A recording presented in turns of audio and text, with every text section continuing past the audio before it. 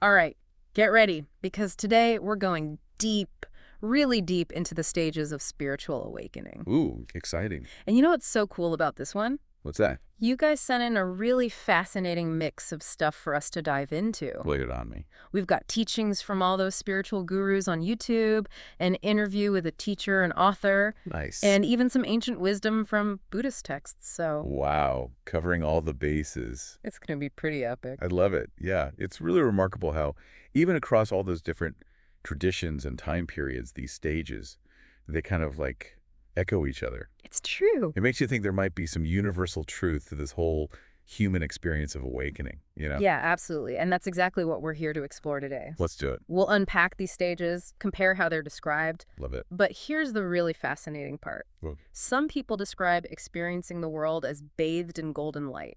Whoa. Others, they're just overcome with uncontainable joy.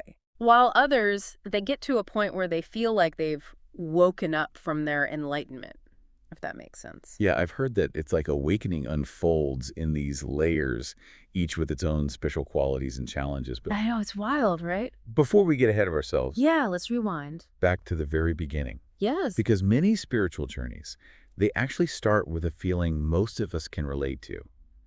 A sense of discontent, a yearning for something more. Oh, yeah, Have you ever felt that way? totally. Like Here- there's got to be something beyond this daily grind, beyond just material possessions. You're hitting a nerve here, I think. That feeling of discontent, that's often the catalyst that sets us on this whole path of exploration in the first place. Yeah, I'd agree with that.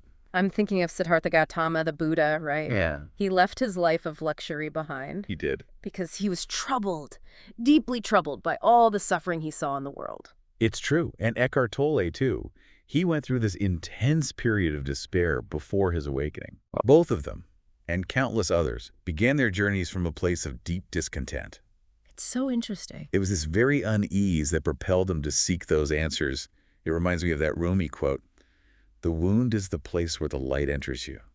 Oh, that's a good one. You know, that initial discomfort, it can actually be an opening for something much greater to emerge. So true. So what are some ways that someone might recognize this feeling of discontent in their own lives? Is it always some big, dramatic, life-altering event? That's a great question. Or could it be more subtle than that? Yeah, it can manifest in many different ways. Okay. Maybe you feel this persistent emptiness, even though you're successful, on the outside. That makes sense. Maybe you're questioning the meaning of life, Yeah, or feel disconnected from the world around you. definitely. Sometimes it's just this nagging feeling that there must be more to life than what you're currently experiencing. Right, like a soul-level restlessness or something. Exactly. Yeah. It's like a call from deep within, urging you to look beyond the surface and embark on this journey of self-discovery, And that leads us perfectly to the next stage. which is, Questioning and seeking. it flows so naturally from that feeling of discontent. Once that little seed of discontent is planted, you start questioning everything. It's true. Everything you thought you knew about life, about the universe, Totally. your place in it all. Makes sense. This is the stage where we see people exploring different philosophies, religions, all kinds of spiritual practices, They're searching? anything that might offer answers to their growing list of questions. I love it. Think of it as a period of expanding your horizons, venturing beyond what's familiar and comfortable. I like that. It's about challenging your assumptions, actively seeking knowledge and wisdom from different sources. Right. And sometimes this questioning and seeking, it leads to a profound shift in consciousness. Yeah. What's often called enlightenment or awakening. Big shift. It's like suddenly becoming aware of this whole new dimension of reality. Yeah, exactly. And one of the key aspects of this stage is the emergence of what's called the witnessing consciousness, or the observer. Okay. Now, for those who aren't familiar with that term, imagine this. You're able to step back from your thoughts and emotions, Right. observe them without getting swept away. I see.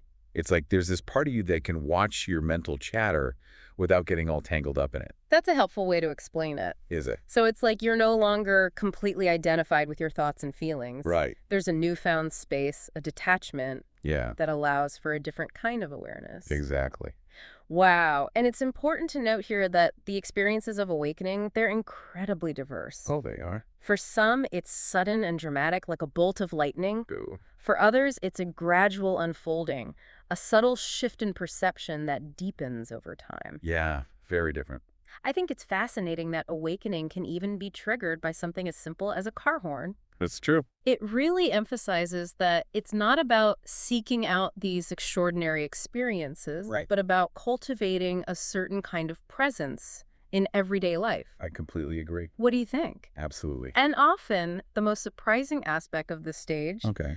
is the ordinariness that follows the awakening. Oh, interesting. People might even doubt if it really happened because it integrates so seamlessly into their experience. Like it just becomes normal. Yeah, exactly. Like David Buckland said, I can't remember what it's like not to be awake. Wow. The shift becomes so integrated, it's hard to recall how life felt before. It's wild. It is. And yet, while it may feel ordinary, that impact, it's undeniable. It's true. This new clarity, it can affect us on so many levels, not just mentally and emotionally, but sometimes even physically. Like EA described when she said her vision actually changed during her awakening. Yeah, that's right. Yeah. She described it as if everything narrowed down, like looking through a camera lens, and then eventually expanded again. Yeah, pretty profound. It really goes to show how these shifts can be truly transformative. And it's from this transformed perspective that we move into the next stage, what's often called heart awakening or God consciousness. Okay, tell me more. This stage, it's characterized by a blossoming of universal love and compassion, Interesting. often directed towards a guru, a deity, a partner, or even nature itself. So it's not just a cognitive shift, but a deep opening of the heart. You got it. This is where those feelings of unconditional love and interconnectedness, they really come to the forefront. Exactly. Wow. It's like your heart cracks wide open, and this overwhelming feeling of love just pours out. Wow, It can be beautiful, but also intense. I bet. It reminds me of David Buckland's experience. He described feeling overwhelmed by this outpouring of love directed towards his friend. I see, but this outpouring of love, it isn't always directed towards another person, right? You're right. EA, for instance, she experienced this intense love and bliss while immersed in nature. Yes. She felt it as this divine presence pervading everything. That's a great point. It really highlights how these stages, while having these common threads, can manifest in such unique and personal ways. It's almost like there's a spectrum of experiences within each stage, I think so. depending on individual predispositions, and perhaps even the path one is drawn to. I think that's a really insightful observation. And it's important to remember that as we move through these stages, we're not necessarily leaving the previous ones behind completely. Oh, okay. It's more like they become integrated into a larger, more expansive understanding of ourselves and the world around us. So it's not a linear progression, but more like a spiral, I like that spiral. where we revisit certain themes and integrate them at deeper levels as we evolve. Precisely. I love that. And this brings us to the next stage, unity consciousness. Ooh, yes. We've gone from the discomfort of discontent to the seeking of answers, a shift in perception with awakening, and the outpouring of love with heart awakening. It's quite a journey.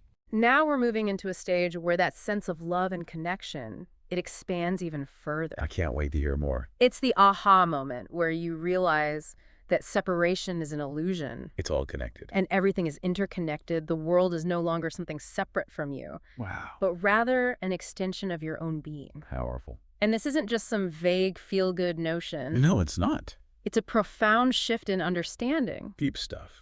The Brahma Sutra, a Hindu text, Okay. it describes this as the aggregate, Interesting. where the sense of self expands to encompass even the universe beyond our perception. Mind-blowing. It really is. It's like the boundaries of self dissolve completely, Yeah. and you realize you're part of something much vaster than you ever imagined. I love it. Is there anything we can do to cultivate this sense of unity? Hmm. Or is it something that just happens spontaneously as part of the awakening process? That's a great question. While spontaneous awakenings definitely occur, there are definitely practices that can help cultivate this sense of interconnectedness. Okay, like what? Practices like meditation, Yeah. spending time in nature, Those are good ones. acts of kindness and service. Okay. All these can help us shift our perspective and move towards that experience of unity. So it's not just about waiting for a lightning bolt of enlightenment, No, but about actively engaging in practices that nourish this awareness of interconnectedness. absolutely. I like that. And David Buckland offers an interesting perspective on this. Oh, what's that? He highlights two parallel processes at play. Okay. First, there's the refinement of our perception. So we start to see the world in a more subtle and nuanced way. Exactly. I see. And second, there's the expansion of consciousness. Where our sense of self expands beyond its previous limitations. We got it. So we're simultaneously zooming in and zooming out, I love that. seeing the minute details of reality, while also grasping its vastness and interconnectedness. That's a beautiful way to put it. Thanks. And this deepening of unity consciousness, Yes. it can lead to what's called refined unity. Interesting. So if you've experienced heart awakening, those qualities of love and devotion, Yes. previously directed towards a specific object, they become integrated into the experience of oneness.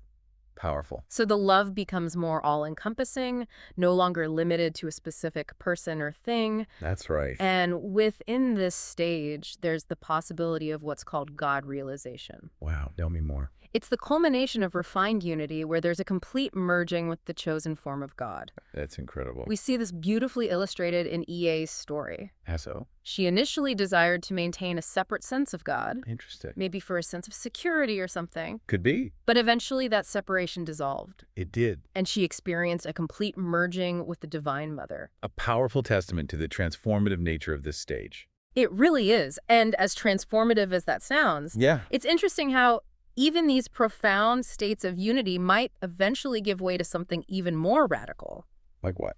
The stage of Brahman, also known as the Great Awakening. Oh. Now, Brahman, Yeah. it's a concept in Hinduism referring to the ultimate unchanging reality. Okay. It's a shift from the inclusiveness of unity consciousness to a state of pure emptiness, Interesting. where the sense of a separate self, even a cosmic self, completely dissolves. That sounds paradoxical. It does. Brahman is described as a state where the world feels like it never happened, Okay. yet it's still present in one's experience. How can something feel like it never happened but still be experienced? Right. That's tricky. It is a concept that challenges our typical ways of thinking.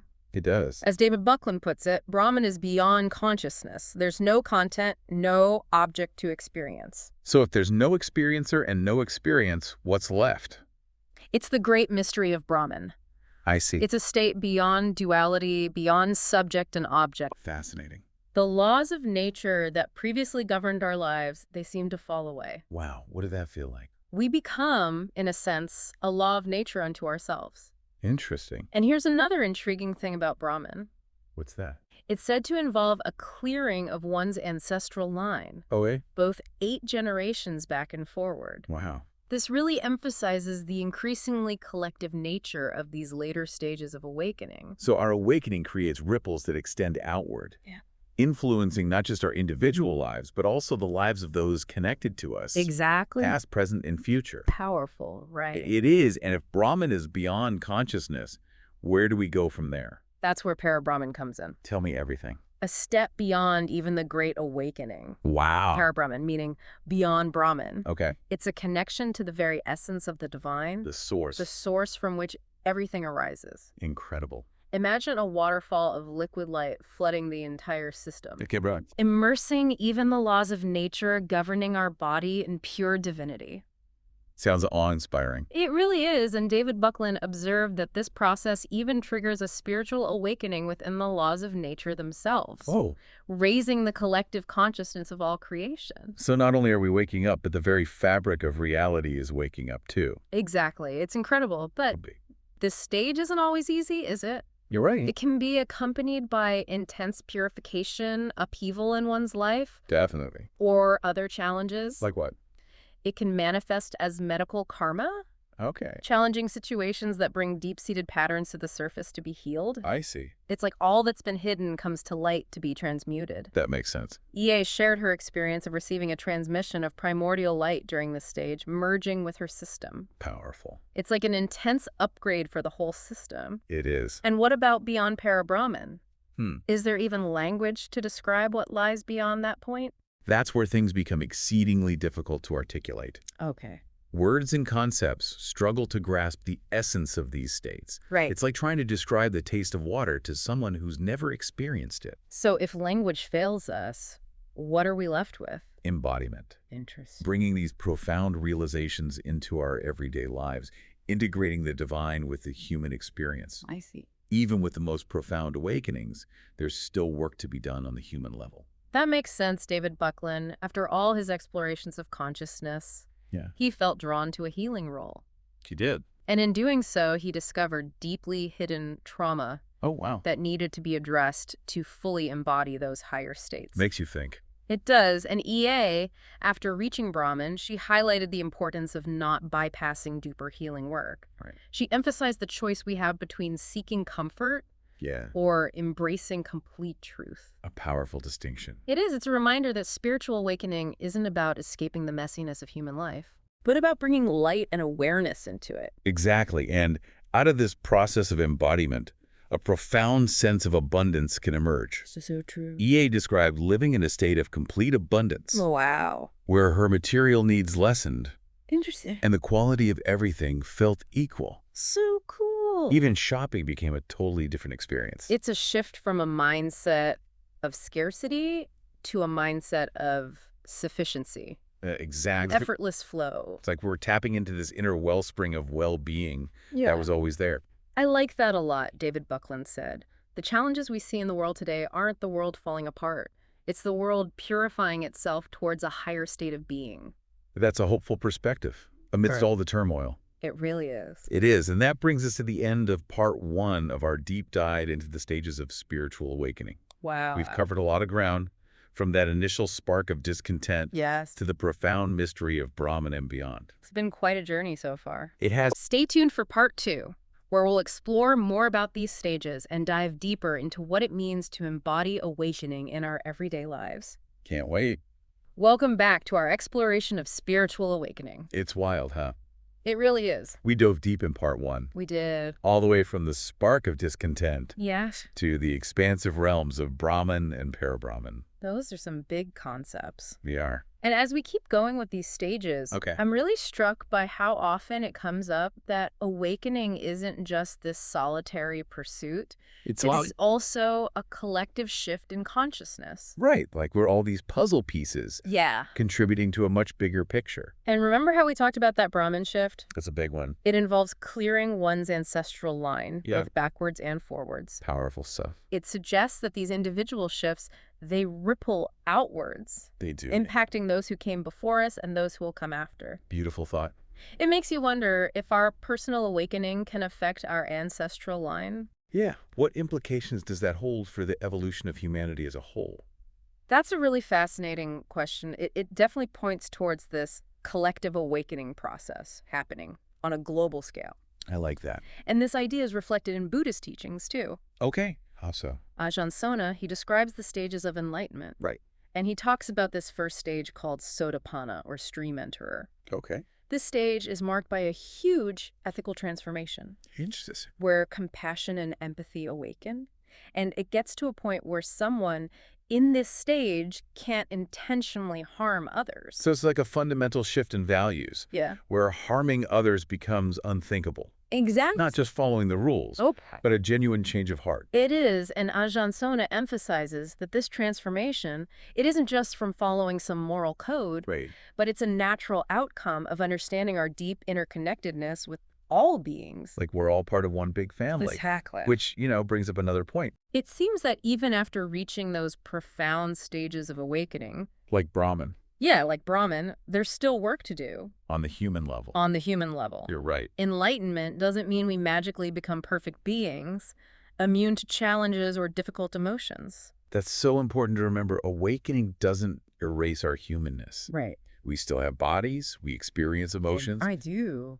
And we navigate the complexities of life. Absolutely. Think about David Buckland's experience, discovering hidden trauma. After reaching Brahman. Even after reaching Brahman. Yeah, it's a good reminder that spiritual growth is ongoing, with deeper layers to uncover and integrate.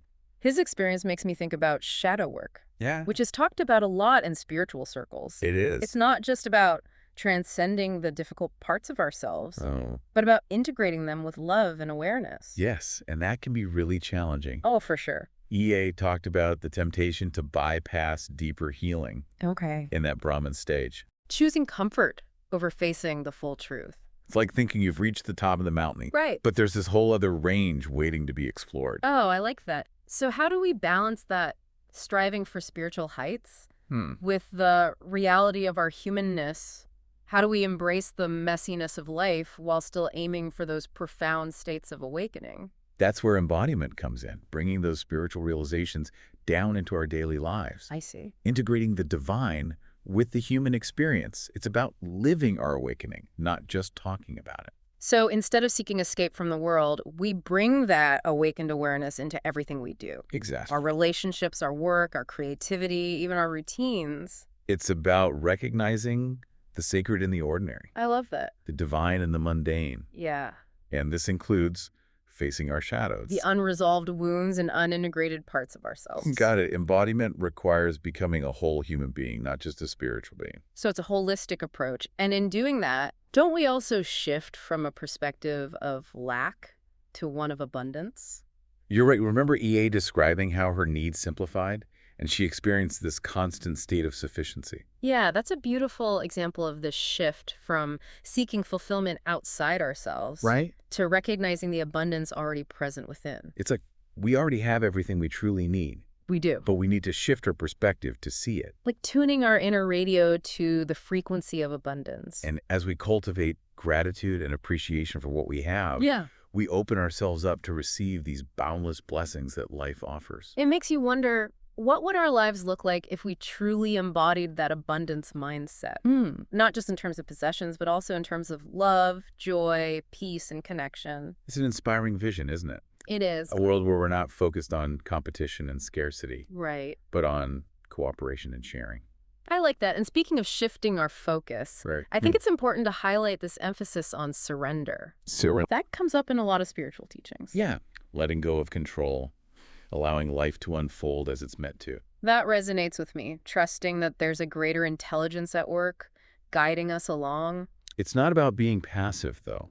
You're right, it's not. It's about aligning ourselves with that flow of life, Okay. becoming a conduit for something greater to express itself through us, a vessel for the divine. And when we surrender to that flow, Yeah, we start to experience more synchronicities we do. and what are often called flow states, I love those. where life just unfolds effortlessly. Yeah. We're in the right place at the right time, doing the right things. It's like everything clicks into place. Exactly. And a practice that can really support this Okay. is mindfulness. Yeah. Being fully present in the moment without judgment. Ajahn Sona talked about mindfulness as this key factor in enlightenment. He did. He emphasized this specific type of mindfulness Okay. called right mindfulness, Interesting. which is directed towards understanding the true nature of reality. So it's about seeing through those mental filters we create Yeah. and understanding that everything is impermanent. Exactly. So it's not just about being aware of our thoughts and feelings, but about seeing them clearly, understanding their transient nature, and not getting caught up. We're just observing without judgment, letting them flow through like clouds in the sky. I like that visual. And when we cultivate right mindfulness, we begin to see things as they truly are. Without the distortions of our conditioning. It's like seeing the world with fresh eyes. And wouldn't that clarity of perception lead to more peace and equanimity, Absolutely. even when things are challenging? You're right. It's about finding that still point within, Okay. that place of calmness and stability that isn't affected by the storms going on around us. Like being the eye of the hurricane. Yeah. It's interesting how this equanimity is connected to wisdom, Right. which Ajahn Sona describes as the ultimate goal of spiritual practice. He does, but he makes a distinction between Yeah. just gathering knowledge and developing true wisdom. Gotcha. Wisdom comes from seeing through the illusions of the mind Yeah. and understanding the true nature of reality. And from that wisdom, Yes. naturally flows compassion. It's beautiful. It's like realizing the interconnectedness of all beings. Right. And that there's no point in clinging to this separate sense of self. Our hearts expand to embrace all of humanity. Beautifully put. And this expansion of consciousness is also reflected in the teachings on the 7 factors of enlightenment. Okay, the 7 factors. Ajahn Sona describes them. What are they? Mindfulness, investigation, energy, joy, tranquility, concentration, and equanimity. Wow, that's quite a list. They represent qualities of an enlightened mind, free from delusion, attachment, and suffering. It's like a roadmap for awakening, guiding us along the path to liberation. And they build on each other, each one strengthening the next, like climbing a ladder. I like that analogy. Each rung brings us closer to the top. And these qualities aren't just for personal enlightenment. No, they're not. They help us become beacons of light in the world, Inspiring others, contributing to that collective awakening we talked about. like walking, talking embodiments of enlightenment, radiating love, peace, and wisdom. In the video featuring Asengo Ham, Yeah? they talked about the interplay between stages and states. Okay. In spiritual development, what does that mean? Think of stages as this gradual unfolding of consciousness, Okay, like climbing a mountain, I see. while states are more like temporary glimpses, Okay. experiences of these higher realities, like taking a helicopter ride to the summit for a short but breathtaking view. Ah, that makes sense. Does it? So we need both the gradual cultivation of wisdom and virtue through those stages Yeah. and the openness to those profound yet temporary states Right. that can accelerate our understanding. Like needing a map and a compass to navigate. I like that. And don't forget the video from the Dallas Meditation Center. Oh, right. They described the 10 stages of enlightenment, highlighting the progression from suffering to seeking to awakening to integration, and finally, full enlightenment or Buddhahood. Another way to look at the journey, It is. emphasizing that awakening isn't a one-time event, Nope. but this lifelong process of unfolding and integration. Like a spiral path, continually ascending, showing us new vistas and deeper layers of understanding. And even though awakening experiences can be profound Yeah. and transformative, Boy. they're really just the beginning. They are. The real work is in integrating those realizations into daily life. Right, becoming a living embodiment of wisdom and compassion. Walking the talk. Not just talking the talk. It's about bringing light and awareness into everything. Yes. Recognizing the interconnectedness of everything. I love it. And contributing to that collective shift in consciousness that's rippling through humanity. We're all cells in the body of humanity. Right. And as more of us awaken, the whole organism evolves towards a higher state of being. And amidst the challenges we see in the world today, It can feel overwhelming. it's reassuring to remember David Buckland's words. What did he say? The world isn't falling apart. Oh, It's purifying itself towards a higher state of being. like a collective metamorphosis. Exactly. We're shedding old patterns and beliefs Yeah. to emerge as a more evolved species. And speaking of evolution, Okay. let's explore this idea of embodiment even further. In part 3, Yes, in part 3. we'll delve into what it really means to integrate these awakening experiences into our everyday lives and the impact that has on ourselves and the world around us. It's incredible to think about where we started with that feeling of discontent. It is. And now we're talking about Brahman, para-Brahman, all these incredible stages. And how they affect everything, even reality itself. Right, pretty mind-blowing. As we wrap up this deep dive, Yeah. I'm struck by how many different experiences and perspectives we've come across. It's true, so many paths. But there's this common thread, What's that? this universal truth, you Right. know? It feels like no matter what path we choose, Wow. we're all heading towards this same destination. If we can even call it that. Right, a state of liberation. Freedom from suffering. A deep sense of peace, love, and connection. Beautifully said. It's like we're all trying to reach the same oasis, We are. just taking different routes to get there. And it's important to remember, awakening isn't a one-time thing. Oh, definitely not. It's an ongoing journey. It's not like you reach the peak of a mountain and you're done. It's more like a spiral path, Yeah, always ascending. revealing new things, deeper layers of understanding as we grow. And it's not just about us, our personal transformation. Right, there's the collective aspect, too. It's like we're all cells in the body of humanity. We are. As more of us awaken, the whole organism evolves. Which brings to mind David Buckland's idea. Okay. The challenges we see, it's not things falling apart, It's not. it's purification, transformation. Like we're all going through this collective metamorphosis together. We are Shedding those old patterns and beliefs. the ones that don't serve us anymore. Yeah, and emerging as something new, more evolved. It gives me hope Me too. amidst all the chaos. It's a good reminder that there's a bigger picture at play. And a key to navigating all this is embodiment. Embodiment is key. Bringing those spiritual insights, Into our everyday life. our relationships, our work, our creativity. And the little things. Yeah, the mundane tasks. Finding the sacred in the ordinary. And making each moment a chance to express that awakened awareness. And as we do that, we become those beacons of light. Like in the videos. Radiating love and peace, wisdom. Just imagine the impact.